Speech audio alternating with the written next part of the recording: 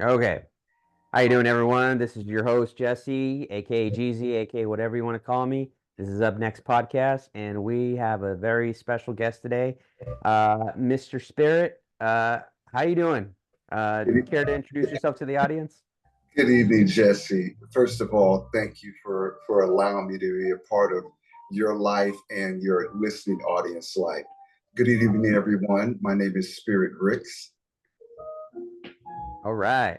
So tell us a little bit about you. Usually when I jump right in, I leave it totally up to my guests if they want to start about themselves and more recent of who they are, what they do, and this and that, or if they want to maybe start from the beginning, kind of start where they've been and what was that little journey to get here.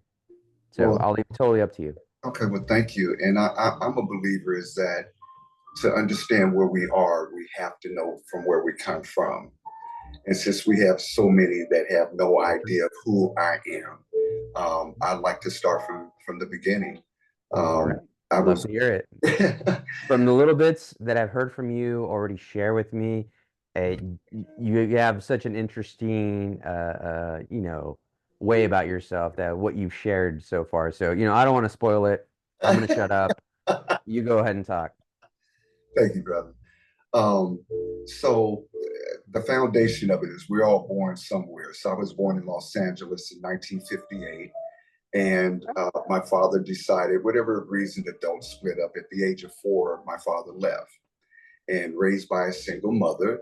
But I have two younger siblings that came from two other individuals. So there's three of us in the home. We love one another, but we all have different fathers. It was an interesting dynamic, and I like to share those things because I want to let listeners know that we all come from common backgrounds. We can't choose from where we've come, but we could just make the best of it and move from there. Absolutely. So in that journey, just raised a little scared boy in poverty, et cetera, coming up in Los Angeles, being bullied, et cetera. What Uh, part of Los Angeles, if you don't mind me asking? no, no, no. I was in the, for people that know Los Angeles, I was off of Vermont and let's say Manchester, Century Boulevard, more East Side. I Mhm. remember at the age of 13, there was a organization called the WLCAC, the Watts Labor Community Action Committee. Okay. And one of my first jobs outside of just doing lawns around the neighborhood, but getting a paycheck, it was through that organization, and we would go and clean up the neighborhoods, et cetera. And it was $1.35 an hour. And it was just Wow. Big amazing. bucks. Yeah, big bucks. Was able to bring that money home and put meat in the beans, a There little you more go. milk in it for, so Yeah. it was a good run. You were Um, contributing, so that was yes, big. And you were what, 13? I'm 13, Yeah.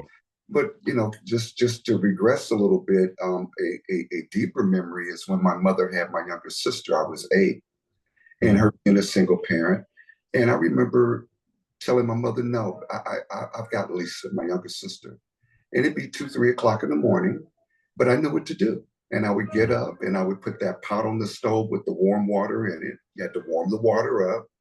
You put the milk out of the bottle, out of the refrigerator to Hmm. the bottle. You had to warm it. Now you couldn't leave it in the pot too long because it was No. difficult to cool hot milk down for a baby. So Yeah. you had to know how to warm it in the pot. You know, I had to figure this all out for myself. I'm a first time dad, and yeah, yeah, I went through the whole year of like, okay, how do we do this? So yeah, yes, I feel yes, you. yes. So at least in this day, we have the microwave. There's some modern things, but one Well, thing they say not to, so we never did. you never Even put with it. the micro, no. So you Only would microwave the water, yes, but n never the formula that was already mixed. Okay, so when you warmed the baby's formula, you warmed it in a pot with water and brought it to. We would use a little bit of hot water and a little bit of Okay. cold water, and so it'd be just room temperature. Okay. Well, so long as the babies were happy, and everybody's grown now, your baby, and congratulations. Fatherhood is an amazing journey.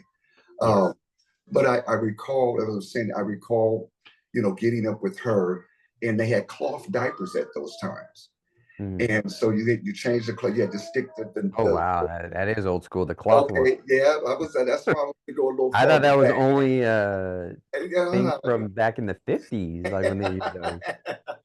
So if you were 13 or so, or how old were you during So this I time? was 13. So this Yeah, is the 70 what? 70s, 70, 70, Oh, 71. Well, let me see. I'm 8, born in 58. So this is 60, 66, because I was born in 58. okay. So then you were 8. Yeah, yes, Okay. yes. And able, I was 13 when I got my job. That's why I regress, because just to let your listening audience know that my So did you live there? I mean, you bring up an interesting year because I'm a huge history nerd about things. So, Mhm. 66 or 65, wasn't that the Watts riots Yes, so we're talking around about that time? from the assassination of Dr. King. So that was 68. Okay, and I remember being in junior high school. Mm. We were in the back and we were shooting dice. Mm. Remember coming over the announcement came over the loudspeaker. Everybody go home immediately. Dr. King has been assassinated. And you had to been what, 10, right? So I mean, Uh, how did that yeah, I mean, what was your experience that? Like, I'm sorry, I'm gonna shut up. no, no, no, So no, I'm no. just curious. You know, that experience was. I lived in Oakland, California at that time, Oh, really? where the Black Panthers headquarters were, and their headquarters was on 85th and East 14th Street, and Wow. I lived on down 85th Street. So the everybody was in fear that the Black Panthers were going to show a violent side, etc. That Hmm. didn't transpire, but around the country there were, you know, Fires and riots. Yeah. yes, yes. But so I didn't see it myself. It wasn't like it was in my neighborhood. In LA, in Los Angeles, I wasn't there at that time. I did move back to Los Angeles and then went to high school. So the riots were more in the Los Angeles area, or other large metropolitan areas, where Yeah. we had our Black communities. Yeah, it was definitely a moment in history, and uh, Yes, you lived it. So I mean, you were there. So that's yes. what I'm kind of always like. I love to get those first accounts from people that were there. Kind of what was your experience? I mean, you kind of think. I mean, you were there. Well, you were very little, but Hmm. Kennedy passing away, and then his brother Bobby, or I think it was Martin Luther King, and then Bobby, right? So we had King, and then we had the president, and then his brother. So it Okay. was John, and then his brother. Yeah, yeah. But in the order of it, I think it was Martin Luther King first, and then it was Correct. Bobby. Yeah. Yeah. So it was So kind of just like one thing after another. I yes, mean, I could yes. only imagine those feelings of just kind of like, it's very demoralizing. Well, when unfortunately, Mm. unfortunately, it doesn't have to be this way. And Mm. for your listening audience and for yourself, because you're raising a child, is that we being born in a country that was built on capitalism, Mm. service of products and goods and profits Mm. at any cost. Okay. So what has happened in this arrangements between us, the United States citizens, and corporate America, is we're just the sheep. Mm. Okay. When it comes to the economics, they're the shepherds and we're the sheep. And our behavior emulates that in a number of ways. So as we grow into society, the first thing that when your child begins to, gets older, somebody's going to walk up to him and says, "What do you want to be in life?" It may be 3, 4, 5, 6 years old, and the child said, "Well, I want to be a doctor, a lawyer, an Indian chief, whatever it may be." And what's interesting is my grandson came to me. He's 7. His name is Solomon, and he said to me, "Papa, I'm going to be X, Y, and Z, whatever it was." And I told him, I said, "No, Solomon, I don't want you to think about what you're going to do to feed yourself in life, because that's Mm. all it is. Okay, if we have money left over, we buy Well, clothes. We buy clothes, houses, cars. I But would the think basic, when we're young, it's our mind is thinking, what do I want to do? well, It's not so much as what do I need to do. I well, think when we're that little. and it's not what I need to do. They're saying, what am I? What am I going to be? I'm going to Mhm. be a fireman. I'm going to be a policeman. This Mhm. is what I'm going to be. Well, the point I wanted to make to my grandson is don't identify yourself. Don't think I want to be this. What I want you to focus on is being a great Solomon. Mhm. I want you to focus on being a great human being. I want you to focus on Solomon being a shepherd of your life and not a sheep. And Absolutely. whatever you choose to do in life, because you are a person of quality, morals, and ethics, you will be successful. So don't wrap your mind around, I'm going to be this. No, just be a great Solomon. So now I'll wrap it up with this is so we're not instructed as children growing up that we are shepherds of our life. We're herded. Mhm. We're divided up like this section over here, this section over here, and we move and buy one another and so forth. Yeah, we all live in different classes, Yeah, different social classes, different you know, opinions, different beliefs, yeah, different cultures, different different cultures. religion backgrounds and beliefs, exactly how you said. Yeah, But so now, we all have our little boxes. there we go. Now, but where we want to focus on being the shepherd, regardless of what box that we choose to live in, the box that we want to be a shepherd of is that we control our heart, mind, and soul.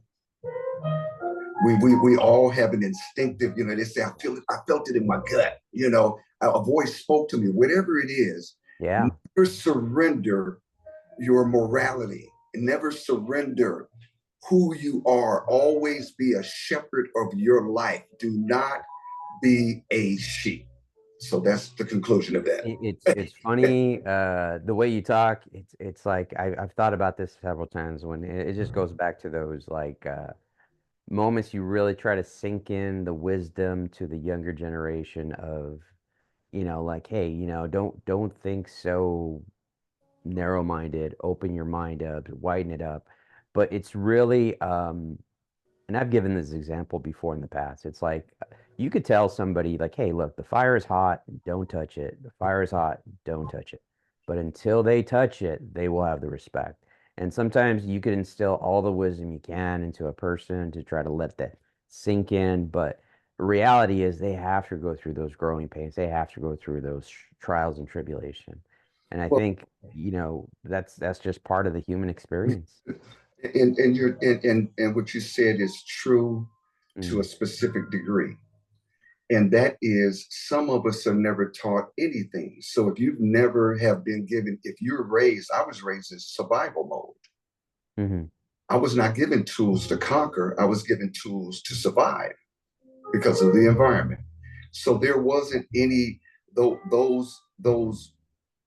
Now my mother did give me wisdom, you know what I'm saying? But the environment itself did not produce a self thinker. It did not produce what you just described as somebody that has an environment, Yeah. and you've got an elder or somebody that's saying, hey, look, fire's hot. If there's nobody in your environment to tell you fire's hot, Yeah. then it's a different experience. Yeah, what it's more again, it goes to, takes a village to raise a child. That's simple. So Yeah. so as I said, to bring it to conclusion, because the human experience, when I see that someone does not know, then my compassion rises. If I see a 6-year-old child and we're talking and I say, what's 3 plus 3? And they go, oh, 9. And then I go, oh, no, Johnny, what's 3 plus 3? Then they go, 7. Well, 21? they told me twice they don't know. Yeah. Well, I should not and cannot get upset with the child Yeah. because they don't know. So how can I get upset with an adult because they don't know? Yeah, So, absolutely. so conclusion is, I think, compassion and forgiveness, not judging others' behavior, by the box we were raised in, Hmm. but understanding that they're responding to life by virtue of what they were taught. And Yeah. compassion and forgiveness, I think, is the healer for where we are today in our human experience. We definitely need more of that, more compassion, more gentleness, more friendliness Yeah, and understanding, but we live in a society that just moves so fast. We don't have time to think about some of these things because a lot of people are just in autopilot. They're yeah, just, trying to get from point A to point B, and right, right, they get mad when you cut them off in traffic, just yeah, littlest things. yes, yeah. Mhm. So but I'm hopeful as a human race because the Yeah, reality of it is we're very infantile in our creation. we are. Okay, Absolutely. in your life, in my life, is but a vapor in a specific space and time that things are Mhm. going on. Yeah. Um, your elders, you didn't, your elders migrated here. My elders were brought here by force. So they happen to be born in a place and time in an era where they suffered significantly. Well, we've kind of grown morally to say, well, we can't do that anymore. We can't get free labor like that. We can't treat individuals like cattle. We can't do this. But Mhm. yet, and I'm not going to go into this, but let me just say it. In corporate America, all it is today is economic slavery. It's about their profits and about us as the laborers, I've not heard, okay. And so I'm yeah, I've through. heard that. No, I'm go through. ahead. I'm through. I'm through. No, but you're absolutely right. I mean, I've kind of heard this with other people that I've had conversations with. So, we all get into our debt, and we're all chained to our debt and our obligations to that debt. Yeah, So, yeah, we get into a financial commitment, and yeah, that's our ball and chain. yeah, We're obligated. yeah, yeah, yeah. Now Mhm. they have something that the wealthy created. It's a little law called bankruptcy. Poor people didn't create Yeah, the bankruptcy law. I'm I done. believe it. Yeah, they wouldn't know what it was. Like, where do I start? Yeah, the poor it wasn't Uh, created for the poor. It was created for the wealthy. So there's always legal ways to, because I've signed documents with a moral conscience that I could do this. I know I'm going to repay it, but mm. life changes. Life changes, and don't stop breathing behind economic challenges. Don't. Yeah, I think about those times where people were literally losing their lives over like the 2008, financial collapse of the real Mhm. estate, even the Great Depression, when all that happened, the crash of 29. Right, I mean, right. just for some people to feel just completely left with no other choice but to take their own lives, it's like, uh, Those are the sheep, and yeah, where and where only and thinking where. one way. Well, but there, see, sheep have shepherds, Hmm. and it doesn't mean that they're a righteous shepherd. And Hmm. if you're walking amongst the unrighteous shepherds, they don't have enough wisdom just to lead you to the place to shear the wool off of you and let you grow and come back. They take you to the slaughter.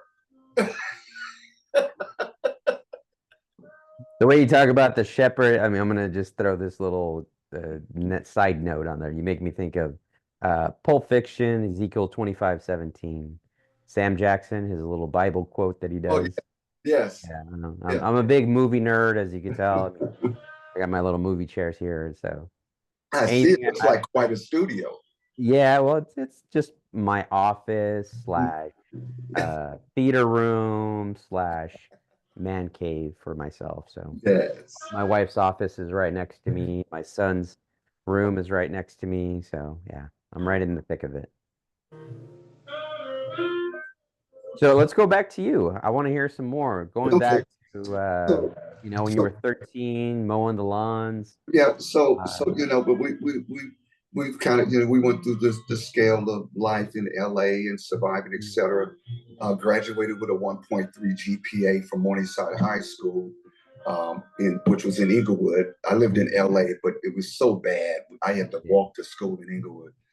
But I went into the Navy, and Okay. the Navy saved my life.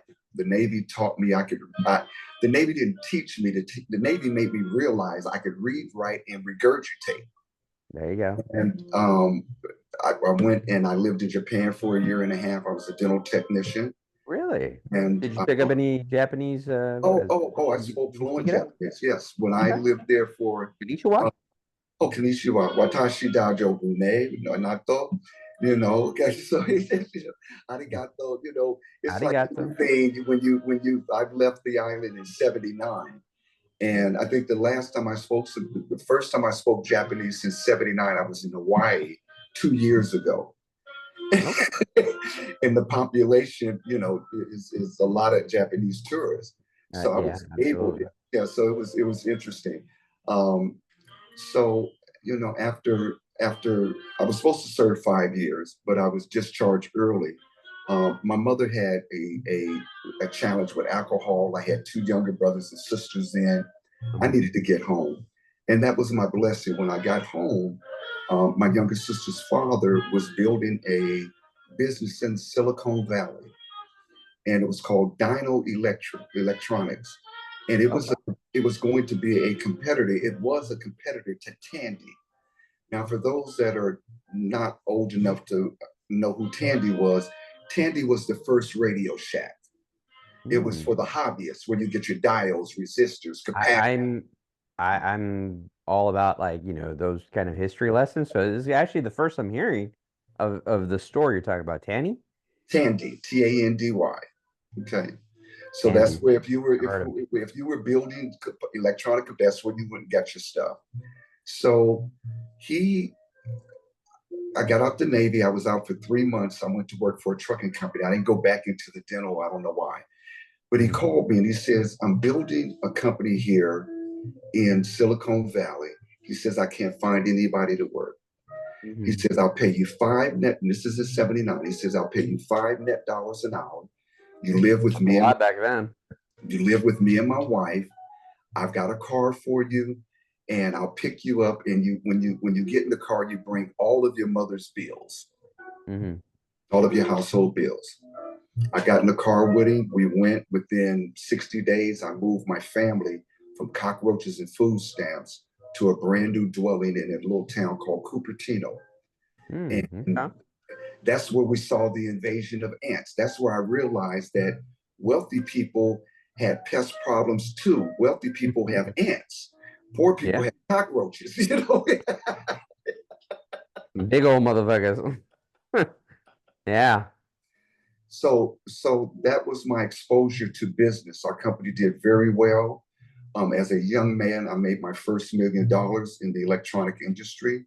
I was able to buy my mother a home, which was a very proud accomplishment for a young man. Yeah, And absolutely. and as life went on, I had my spiritual conversion in life to Mhm. to to to realize I wasn't treating myself properly, to realize I had been living in lies and deceptions that I had been seen or taught as a man. Hmm. Hmm. So I just began to evolve, and I've never, if I've gotten a W-2, it's been because I created a business and wrote myself payroll.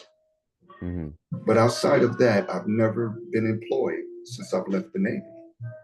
And I'm Really? 66 years of age, and the journey has been phenomenal. It has just been phenomenal.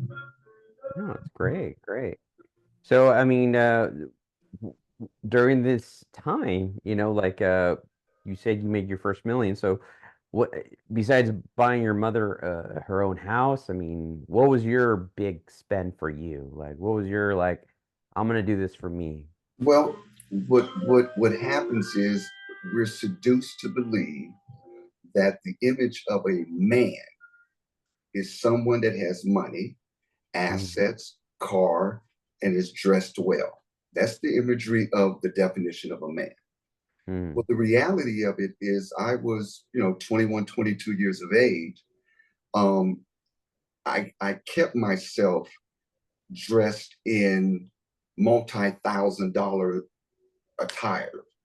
I stayed in Beverly Hills Mm. shopping for my loafers at Bolly's. They're $700 a pair. I would walk out with 6, 7 pair. I made sure that I was adorned with all the gold and the jewelry.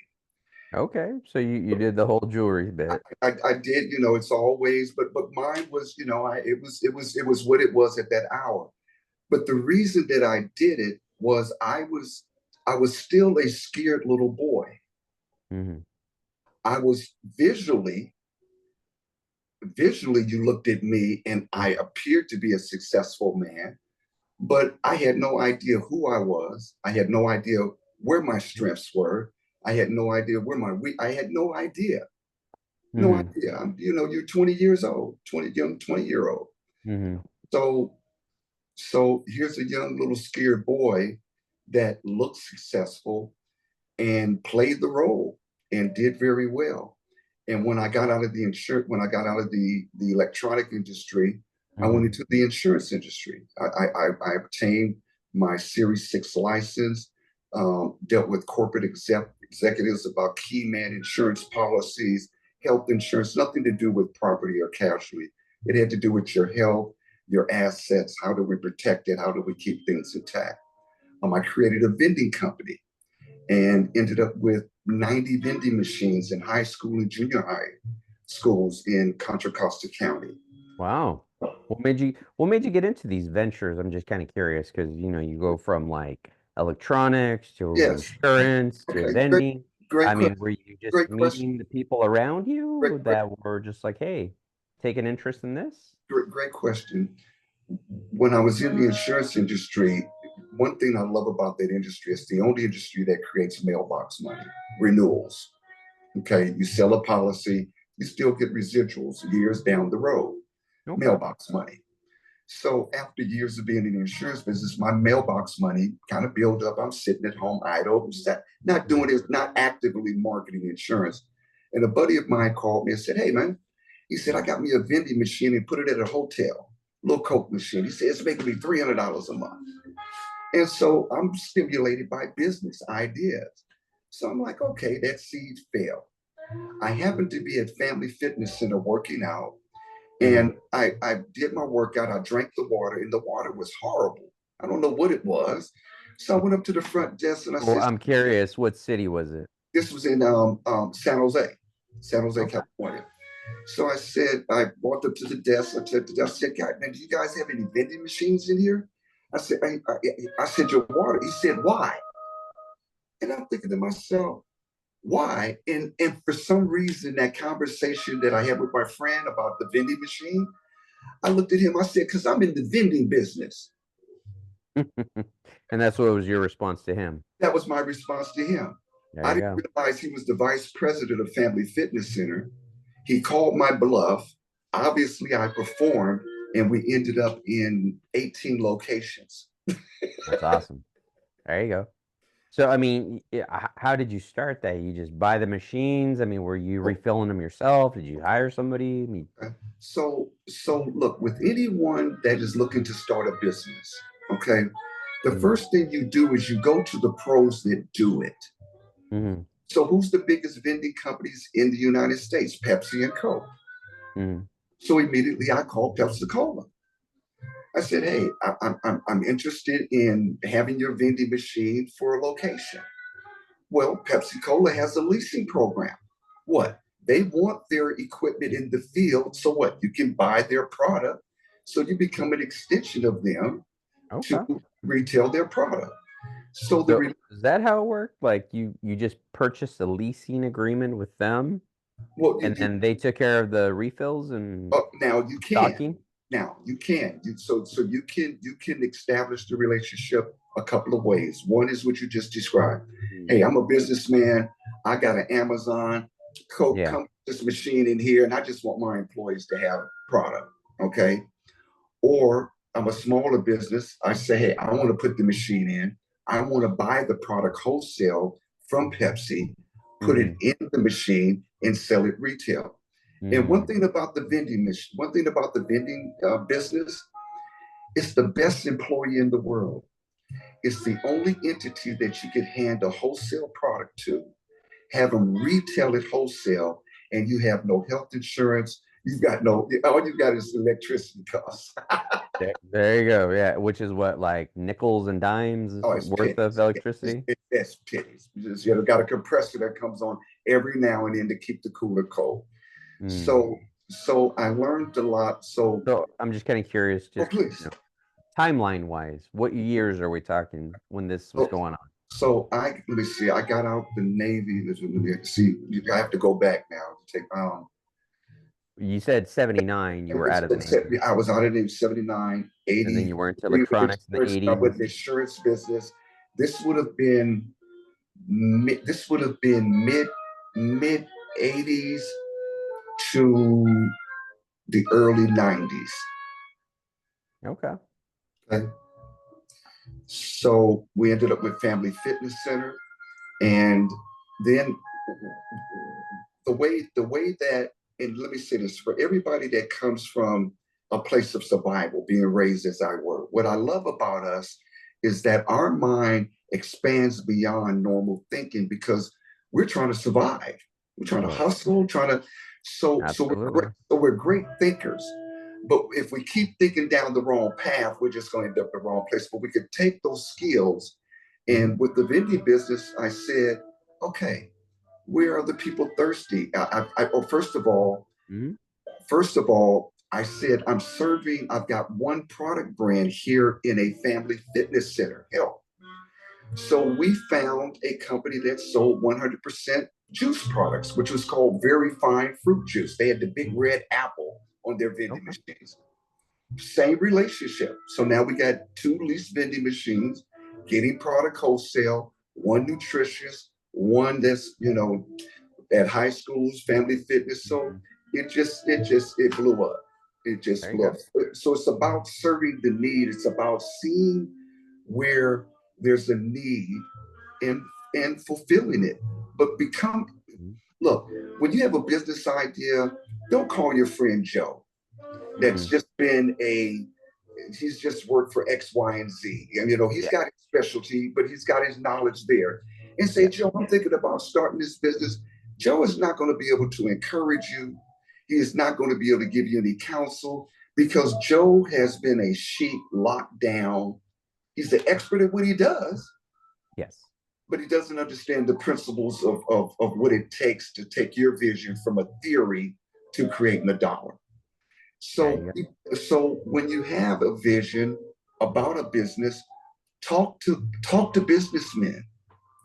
Talk to those. Your assets is not what's in your pocket. Your assets are who you know, and it's what Yes. they know that will Mhm. make you powerful. Absolutely. I Okay. like that. No, I like that absolutely because I used to kind of do that same thing. I'd kind of pal around with my buddies and get like just random ideas and like, oh, what about this? What about that? Oh, I got an idea for a script, an idea for a TV show. I Mm-hmm. got a new invention that I think would be great. And we just get that, back and forth chatter, but nothing would be done. See, So, because yeah. So there's and I own a patent and I have a current patent pending. okay. And I just bring You that mind up. sharing what that current patent is? The patent that's pending No, the one that you do have. the one that we have, it was on a for snowboarders. Hmm. Um, what we noticed was when a snowboarder didn't have the ability to just adjust the way that he snowboards, goofy foot, this, that, or the other. There was a screwdriver on a tree for him Hmm. to adjust his thing. So we created a rotatable binding that gave him the ability to do 360 Hmm. degrees without removing his foot from the Now, bind. now, see, where did you come up with that, or where did your idea for that come Come from? from? I mean, were you a snowboarder yourself? No, no, I'm a skier. Okay, And skier. so Okay. yeah, so there was two friends of mine, Joffrey Phillips, who was an emergency room physician, Hmm. and Michael Ashburn, who was an entertainment attorney. And we were skiing in Utah. Joffrey had bidded on something, and we got the two condos in Aspen. So we were there, you know, for this trip. And we noticed him being an emergency room physician, he was the one that really noticed how the kids would have to walk around when their foot wasn't buckled to the board and maneuver around. He was saying that's got to be painful for the ankle, Yeah. so he was the one that made the observation. Yeah. And so as the trip went on and our attention began to focus on that, then we sat down ourselves and said, okay, are we going to talk about it or are we going to do it? And all of us are good businessmen. So we're not, Okay. you know, So we this all, was something you guys were all in cahoots to collaborate, exactly. and put out the patent. No, that's Exactly. great.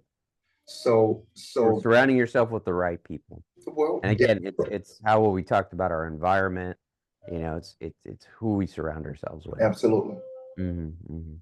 So So, oh, I'm sorry. Go on. so just to conclude, so that led to, I was the managing partner. Hmm. And in that, once again, remember I said, you always got to find the pro, find somebody that knows. So I found um, a a doctor who was a foot doctor, but he was in engineering because he did special work so he understood the human body, but was on the level of engineering to be able to design something. So we brought him into partnership, and he was actually the one that created the mechanism that performed. And we submitted our patent. Our patent was approved, and that was our experience. Cool. Yeah. There you go. I got to talk to you about some of my own ideas, man. We'll do it off camera because, again, No, I'm no, not the I know it's That's why I didn't ask you. proprietary. That's Yeah. right. That's That's right. why I didn't ask you about the stuff that's pending. Yeah. Cool. No, So talk to me even, about, go ahead. oh, but even pending, when you have a pending application, you're protected. Oh, okay. No. Well, do you So, want to share that one? well, the pending application came as a result of my son was a D1 basketball player. Mm, So coming up through high really? school, Can I ask which college? he went to Norfolk State, a historical black college in Virginia, Okay. and Norfolk State University. Mm, So him playing high school basketball, they got the perspiration, they got the towels, and he's all. I'm like, wipe. I'm in the stands saying, man, wipe your face, because he was always on the floor. yeah. Refresh yourself. And he's like, Dad, I'm not using. You always give me towels, but the other players use them. I'm not wiping my face. So I said to him one day, I said, you know what? I'm gonna wrap a beard around your neck, A and what? a beard. Okay. And so that led to a sweat absorbing device that is on the interior of the basketball player's jersey. It has on one side, it has a moisture resistance. So the part that's against the player's chest Yeah. is It is doesn't it come out. doesn't accept the moisture from the chest. And the opposite side of it is where when you Yeah. bring the bring it out, you're able to wipe your face. It's a safety issue to remove Hmm. sodium from your eyes and Hmm. to remove perspiration from the body, which in the game of basketball reduces the amount of moisture on the floor. Hmm. So Yeah. so that is where we are with our sweat killer, as we refer to So it. is that something that would be like, well, you mentioned a bib. So is it a bib or is it more of a shirt No, no. jersey meshed into it?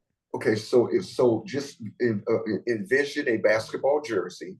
On Hmm. the interior collar line is where it is sewn. So the exterior of the jersey is still the jersey, but inside Okay. the jersey is where you reach in to grab your Got it. personal, refreshing safety towel to refresh thyself. And it can be Okay. used in construction, there are commercial applications, all of it. There are men that just sweat. There are some men that just sweat, women, that Yeah. so the applications are, military applications. They're just the applications are phenomenal. No, that's absolutely it'll definitely help. So that's pretty cool, man. I Yes. like that. That's pretty awesome. I'd love to hear more about it later. But I did have some questions because you The clock mentioned is being running. well, I want to get through as much of it as possible. So let's kind of move things along. Okay. Let's talk about your writing. I remember you mentioning you being a writer. Yes. So I wrote a book, and the title of the book is to Vir- A Woman's Guide to a Virtuous Man and a Man's Guide to Virtue. And you can look up spiritricks.com, and there is the site for the book. It's on Amazon, etc. The reason that the book was wrote was some of the principles I spoke of earlier, basically saying that, hey, it's not our fault. We can do better. The eternal spirit is within us. We're all alike. Let's learn to forgive one another. First, learn to forgive yourself. Let's love ourselves first. I think that's what one of the greatest teachers in all time said, is that I'm going to teach you how to love your neighbor. Yes. But he said, I'm going to teach you how to love yourself so you could love your neighbor. And use the word "I love you" just so sporadically, it's just thrown around. But the reality, love is the strongest verb that exists on planet Earth. I've always heard that it's like you have to love yourself before you can love others. Of course, So but if we're that not taught, it starts there internally. yeah. But if we're, and this is going back, like I one short passage in the book, I said, when we were on our elders' knees, and our elders came, they said, tell Nana you love him. Tell Mama you love him. Tell Daddy you love him. When did the elders say, I'm going to teach you how to love yourself?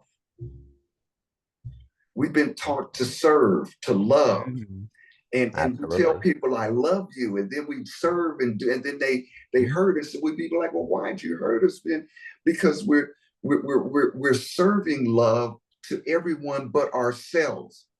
And I didn't think that these two words could walk in the same sentence, and that is selfish love. You better be selfish about. No, I feel you. Okay. So that's the No, I essence mean of the book. it's exactly it. I mean, I think people they get caught in these traps where they servitude, you know. You've seen the type that are very docile, very servant, that just constantly, if I give enough, I will hopefully receive. And a lot of the people need to understand that ain't always the case. People will take That's not advantage. the case. No, Yeah. no. People Look, will take advantage of that till the cows come home, you know. Oh, look, you're gonna keep loving me, gonna keep come doing on, it for me, and come they're on. gonna keep taking advantage. Look, I think there's three kind of relationships. There's the taker and the giver. That's what you just described. Yes. They could last long because the taker will continue to take, and then one day, many years later, the giver says, I do everything. That's years later. I've done everything. Then you have the taker and the taker. Well, that don't last long because they just then you have the giver and the giver, which is the rarest of the relationships. But what the giver and the giver have realized is that they've given to themselves first, so they are fulfilled.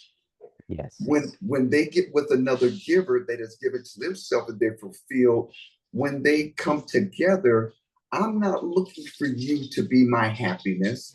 I'm not looking for you to be my peace. I love myself. If you love me or not, it's not going to affect my life. Yes. I enjoy your presence. I enjoy who you are. Yeah.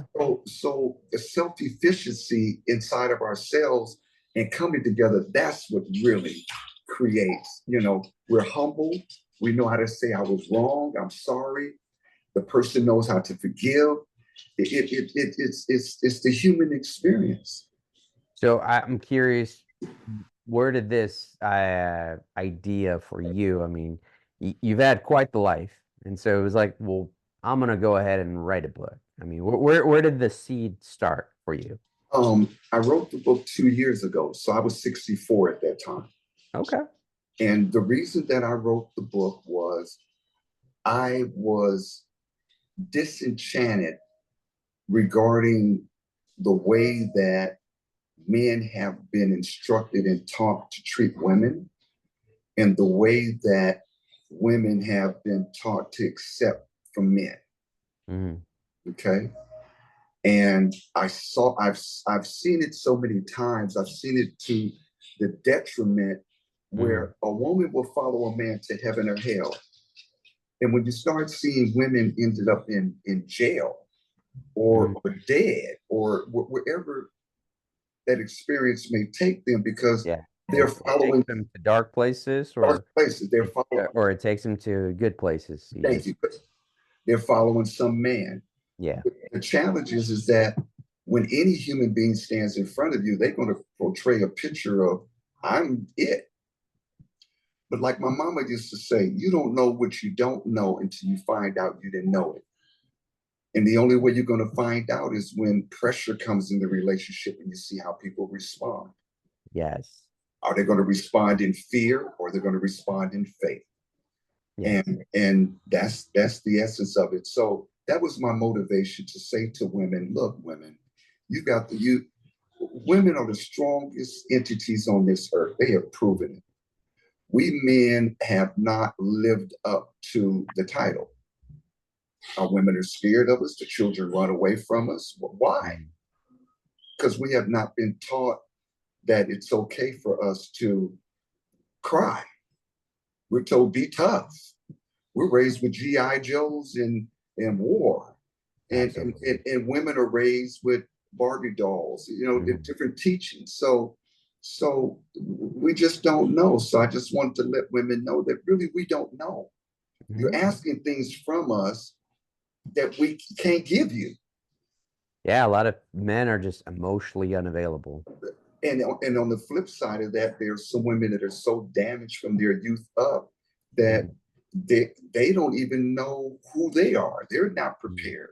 So all of us just need to self heal and stop trying to create all these relationships. Get into yourself and learn who you are, enjoy who you are, and just give it a break for a moment. Just it's okay. It's okay. You know? I mean, just to kind of throw in a little bit of a, from what I see, it's like I have a lot of friends, and yeah, some of them, you see the ones that are single, you see the ones that are married, or the ones that are taken, and you kind of almost see them from the outside, just follow into the patterns. Yeah. And part of you wants to just, just stop, because these patterns are just forever continuous, and you Yeah. want to be able to just kind of like, that's the definition of insanity, is just doing the same thing and expecting a different result. Right. And when in reality, they're just repeating themselves, and They're you want to help repeating, them, but they repeating. can't. Yeah, you can't help them until they help themselves. So they No, no. We can't look. We hear these. See, we've got these old sayings. You pull yourself cliches, up by your yes, head. and These they're old cliches for a reason. okay, but they're Yeah, not factual. yeah. They're not. You only can help a man if he help himself. What if he ain't been taught to help himself? Mm, See, we're making judgments based on, true. and that's what is so unrighteous. It's wrong. Yeah, It's wrong. yeah. So if you see an orange, it's an orange. Don't say, well, you should be a lemon. We just raised it because you're a lemon. All right, come on. Yeah. We just get so righteous in our views and opinions, and we have these things. We'll see somebody walking down the street and immediately have a judgment. Mhm. I wish we could just put on their left shoe and feel their lives Mhm. and see Yeah, what they've walked in. Then we would shut our mouths. absolutely. Yeah. Unfortunately, I mean, we just are too quick to judge. We're There too we quick go. to be opinionated, There we go. There we go. and we exactly how you hit on the nail on the head. It was is a lot of us just haven't been taught that. Yeah, It's like, they'll self-heal, and they'll finally figure it out, but a lot of the times they won't, because no one's ever taught them. No, it takes somebody. it It takes that's takes the the right human person. Yeah. experience. Yes, it takes a human.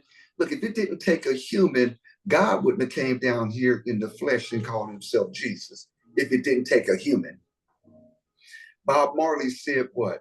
He said, "For we all know and understand that a mighty God is a what? A living man." Mhm.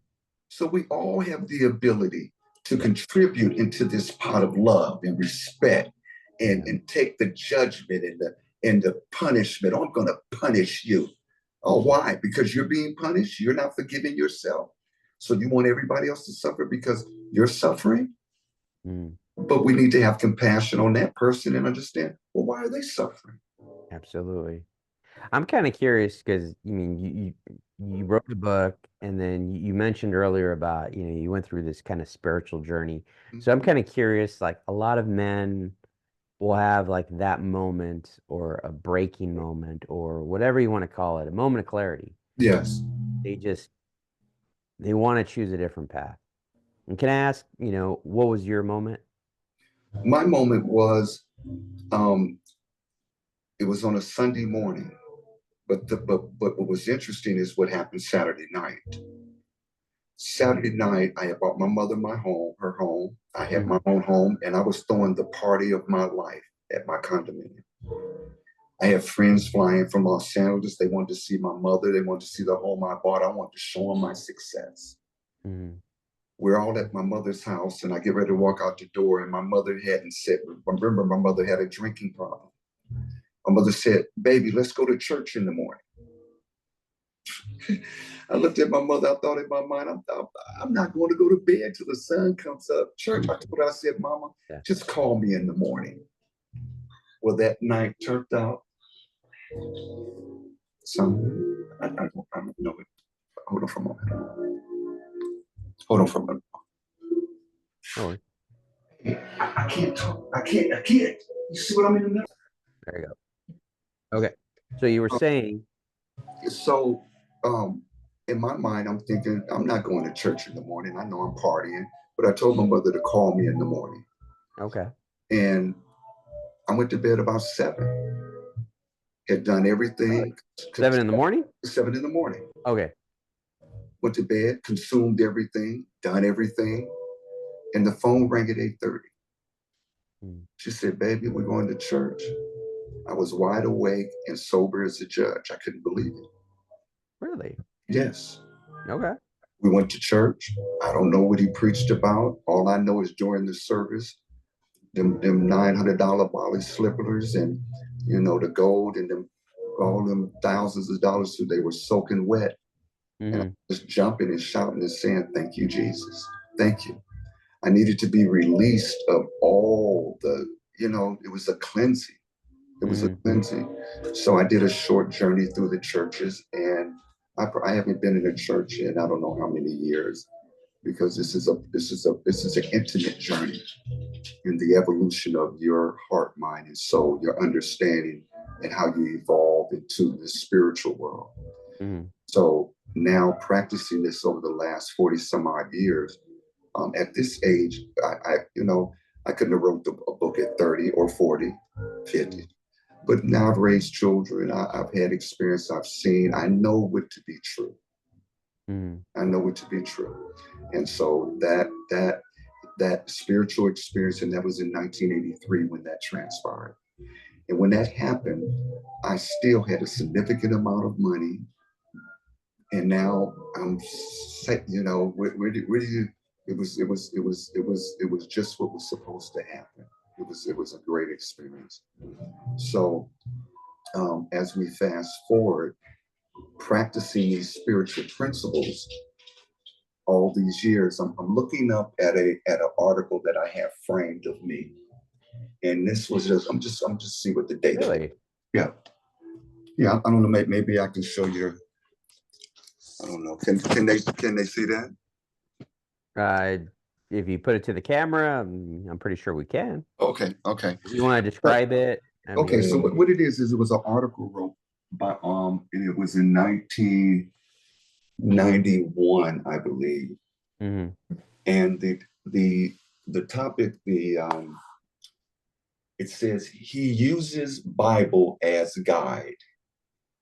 Adversity didn't stop this businessman. Hmm. And I'm standing next to the Pepsi Cola and the very fine vending machines. Okay. And so that, you know, that journey, the principles of faith and hope has been the fire Hmm. that has burnt away the doubts. And let me share this with people that are attempting to do something that's going to generate money. even if it doesn't generate a dime, do not look at it as a loss. It was not a failure. It's the knowledge that you obtain on that journey that you didn't have prior to starting that has enhanced your life, your knowledge. We're as strong as our knowledge, and our knowledge is our experiences. So don't shoo experiences out of your life and declare them as failure because you didn't accomplish the economic goal. Yeah. I've had I've had hundreds and hundreds of thousands of dollars of I've had a whole lot of experiences, business experiences that I've gone into and didn't do what I believed it would do. But I've taken the knowledge from that experience and brought it into another opportunity and it blossomed. That's beautiful. Yeah, that's great. I've always, been very fascinated with people who have that just look inwards and he kind of just see, what where it needs to just come out of them, because there's so much potential. So Yes, much potential. And a lot of people don't realize that potential, maybe because they're too hung up on the past and they feel that's their ball and chain and that's preventing them from really reaching well that said, that well that said, well said, so well said. yeah. I've always said it just, it's like you have to let go of that, trauma, that pain, that stuff. I mean, don't forget it because like again, that reminds you, it fuels you. For Right. some people, it obviously fuels a lot of people. Like, I remember so and so said that to me years ago, but I Yes, used it as yes. motivation. So it's how you use that energy. It's all there, it's all around us. If you have a parent says your daddy was the devil, or you're going to be like your uncle who is nobody. If you Hmm. hear those kinds of things, there's an old saying, "What you Go ahead. see is what you be. Hmm. What you see is what you be." Yeah, absolutely. Yeah. You manifest it, you make it real. There you go. If you believe it, until somebody comes along, and that's the essence of my book, Yeah. is I'm saying that I'm not saying people lied to you. I'm saying that they were deceived. They Hmm. believed something that wasn't true, Yeah. so they taught it to you, and you're practicing it, and it's not bearing any fruit. so, but it's not your fault, and don't be mad at your parents because they didn't know. Yeah. Yeah, come on, there's so much. Here's something I always talk to nieces, nephews, younger generation. It's like, the moment you realize your parents are human too.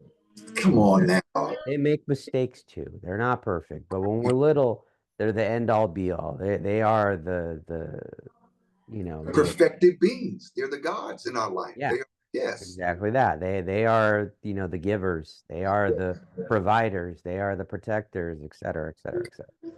And we see them as that. But we got to realize that, again, they were human. Right. They have faults. No one's perfect. Absolutely. In our eyes, when we're children, yeah, we see them as that. They're like, and that's just it. Yeah. People need No. to understand that point. It's not rocket science. It's not rocket science. So that's But I love the simplicity of life, you know. sometimes you just have to point that out to somebody. And I think maybe it'll sink in again. You have to put that little seed in there. You got to put the seeds in people. Just, give. Absolutely. That's why when you talk to people that are outside your norm, outside your ecosystem, outside your opinions and your points of views, you'll get a different perspective, and you'll Yeah. see things, and then you'll realize, like, oh yeah, this and that and this. It's like Yeah. we totally have that ability inside us. We just have to be open-minded about it. Yes. Yes. Absolutely. You, Absolutely. you Yeah. strike me as a traveler. Where have you been? You mentioned Hawaii, but what other in Japan and what other parts have you visited? I've been to Greece, Trinidad, um, Paris, London, those quick hops Beautiful. across the pond. And What stands out to you the most out of all those locations you've seen? all those locations, I think what stands out to me, man, and I wasn't raised my mother, I wasn't raised in this, I'm a black person. You know, my mother Mhm. didn't magnify our culture because she had all kinds of people in our home. So I didn't have some black sensitivity, but I'm Mhm. privy to the challenges that African Americans, blacks, you know, what it had about 8 names. So whichever one is appropriate. But one thing that when I went to Europe for the first time, and I'm sitting in a little pub in Africa in London, Okay. and, and when people recognized I was from America, it was amazing how they gathered around. And for the first time in my life, I felt respected as a Black American outside of my own country. Hmm. And what was the interaction that made you realize that? That because they were very knowledgeable of the plight that the descendants of Africans have gone through Mm-hmm. because they have viewed it. You know, it's like us watching a war in another country. Mm-hmm. You know, I saw the war, but Yeah. I empathize, We but I didn't go wasn't through in. that. Yeah. Mm-hmm. Yes, so they watched the war. And especially they know their own government because we know the crown is a part of all of it. Mm-hmm. So it was interesting for those that were um, the same tone as Americans, same blonde hair, or you know, you could as European, but they were sitting talking about how wrong it was and Mm-hmm. and it was just amazing to have this acknowledgement of of the plight that the descendants of Africans have had to travel through from. So that was it. I mean, and what you find is everybody's the same. Mm-hmm. You know, I don't care what culture you are. You love your wife, you love your kids, you want to eat, you want to. It's all basic stuff. Okay, Absolutely. we may not speak the same language. Um, some places are more aesthetically beautiful than others. Some cultures are, you know, more.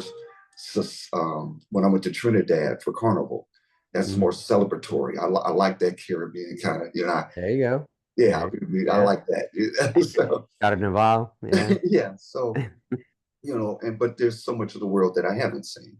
So, but I've seen enough of it where I could sit here and have a hope for us as mankind There and you go. have the courage and the time to write a book and say, well, this is my little contribution, you know.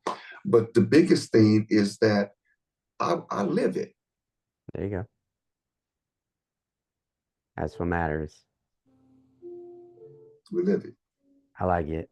Yeah. You know what? I was just oddly enough, I was just having a conversation with somebody and I was sharing with them that I out of all the places I've been myself, London is one of my favorites just because it Hmm. stood out. Maybe because I got some really good weather, maybe because I got to interact with the environment and places and got to see a lot, but it was very beautiful. It was Yeah. like it's like, oh, everything's fairly pretty close together, all the monuments and stuff like that where you kind of visit. Um, it was just kind of one of those beautiful experiences. And Yeah. then you mentioned the pub. So that was kind of my first thing. I wanted to go to a pub and be like, okay, this is my first pub. Right. Right. Remember, it was called the Queen's Arm. I had a friend of mine that had my best friend who passed away the year before. And I remember taking a photo. I was holding up my phone and I had a picture of him. And I was like, hey, my wife, take a picture of me and my friend. He can't be here, but he's here in spirit. And Hmm. I'm over here having a pint and, just like really kind of feeling that experience of like, he can't be here, but I'm here. Right. Which. I'm gonna live for Right. him. Right. Right. You know? Right. So it was just one of those moments that I remember and really Yes. sticks with me. Well, I think in my final statement on going across the pond is Mm, that the rest of the world is very close there. yes, Okay, it they have takes to it be. takes Exactly. It's I very could close. I could visit 5 or 6 countries by the time somebody drives across the United Mhm. States. You know, everything is just right there, and with that, you have the beautiful cultural salad bowl Mhm. that is in London, you may run into somebody that looks like they're from that place and they open their mouth up and a whole different Yes. dialect comes out. And you're like, whoa, you know, so you find that melt Yes. that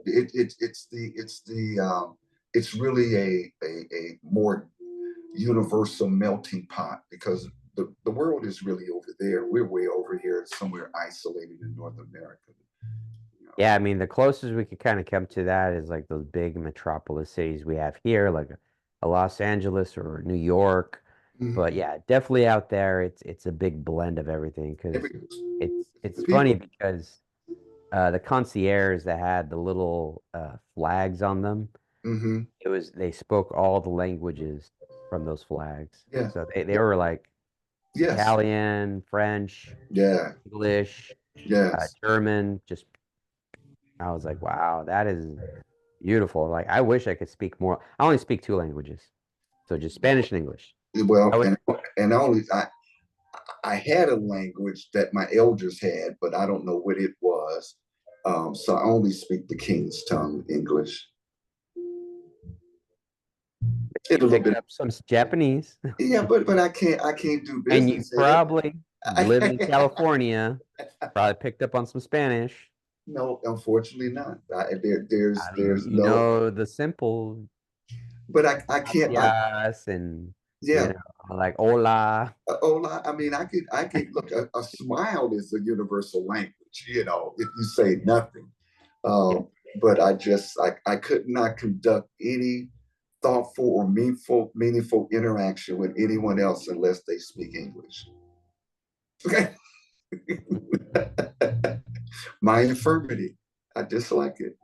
Yeah. It's funny you mentioned that because I was watching this Chaplin movie and how he was doing the silent pictures and how he was trying to explain that I don't want to do sound because, we're going to alienate the other 9/10 of the world, like the Mm, ones that don't speak interesting. English. Interesting. He was Interesting. very like, I'm going to use my Yeah. art form, Yes. describe it, to illustrate it, like what's going on, what Yeah. makes things funny, Right. Right. what brings up, everything. And there's a great scene with Robert Downey Jr. I mean, he's a great actor, but he Hmm. explained it just kind of like, it would take the magic out of it. Um, when he described it as like a dancer, a ballet dancer, isn't going to stand there and talk, Hmm. Hmm. explain, Hmm. well, I'm Hmm. going to do this, I'm going to do that, and then Right. I'm going to do Right. this. They're going to show you. Everybody understands that. Yeah. That's why even music, it's like it could be in another language, Oh, come on. you know, Absolutely. and Absolutely. that is universal. I think those are the beautiful things that really connects everybody is that Absolutely. art form. Like got my little Banksy over here, That's my it.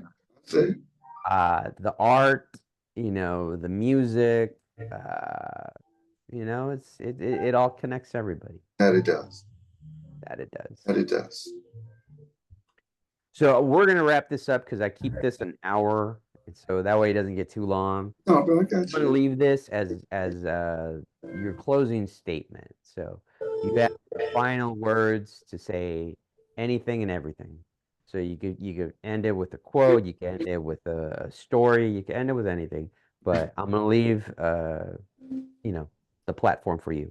So All right. Well, first of all, Jesse, thank you for your hospitality.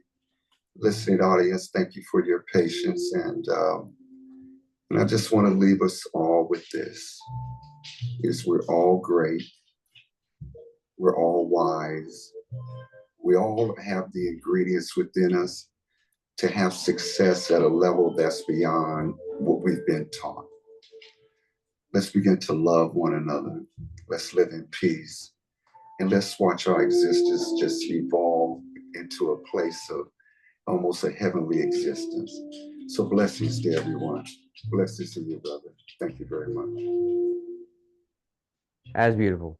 Thank you everybody for your patience and listening to us. Uh, I hope everyone has a very happy holidays, a beautiful Christmas, a happy New Year, and thank you. We're gonna end this. I appreciate it. So if you guys have been seeing me looking up or left or right, I'm looking at a big monitor, so I'm sorry. I just had to point that out. So I don't do a lot of video podcasts. I usually it's in person. So just FYI, Spirit. Like I always have my guests sitting with me. So Well, next time I'll come sit next to you. Man. there you go. All We'll right. do that. We'll do that in person. There we go. All right, everyone. Thank you very much. Have a good night. Take care. Blessings.